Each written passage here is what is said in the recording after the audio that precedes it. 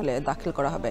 এছাড়াও আসলে 6 জনকে হত্যার পর মরদেহ পুরানোর মামলায় অভিযোগ গঠনের শুনানি আছে। এ বিষয়ে আরও জানাতে আন্তর্জাতিক অপরাধ ট্রাইব্যুনাল থেকে যুক্ত হচ্ছেন সহকর্মী জাহিদ হাসান। জাহিদ, আপনি জানাবেন রামপুরার ঘটনায় তদন্ত প্রতিবেদন কখন দাখিল হবে আর আশুলিয়ার ঘটনায় আসামিদের হাজির করা হয়েছে কিনা জানাবেন।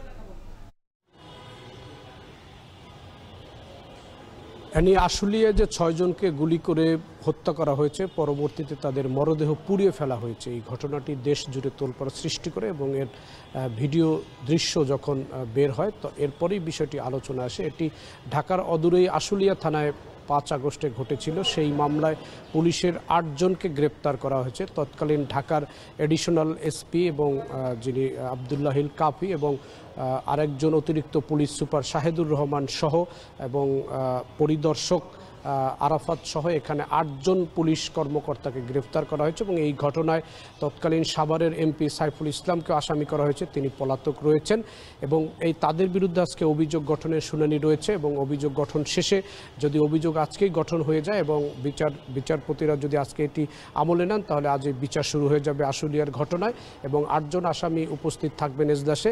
একই সঙ্গে রামপুরায় যে ছাদের কার্নিশে একজন ব্যক্তি ঝুলেছিলেন আন্দোলনের সময়, আমির হোসেন, তাকে সেই ঝুলন্ত অবস্থায় গুলি করে মাটিতে ফেলে দেওয়া হয়, সেই ঘটনার তদন্ত শেষ করেছে আন্তর্জাতিক অপরাধ ট্রাইব্যুনালের তদন্ত সংস্থা এবং গতকালকেই সেই প্রতিবেদন ট্রাইব্যুনালে দাখিল করা হয়েছে।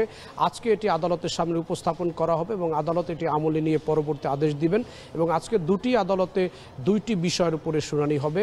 বিচারপতি নজরুল ইসলাম চৌধুরীর নেতৃত্বে যে ট্রাইব্যুনাল 2 গঠন করা হয়েছে সেখানে আশুলিয়ার যে 6 জনকে পুড়িয়ে ফেলার যেই মামলাটি, সেই মামলার অভিযোগ গঠনের শুনানি রয়েছে।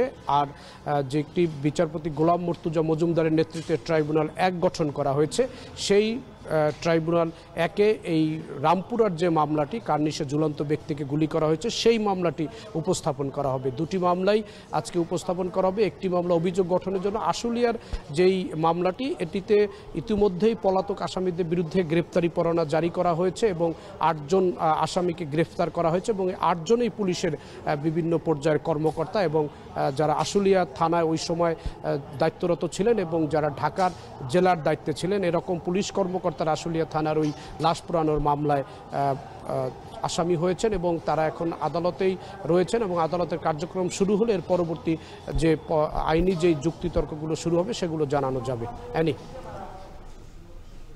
আন্তর্জাতিক অপরাধ ট্রাইব্যুনাল থেকে যুক্ত ছিলেন সহকর্মী জাহিদ হাসান।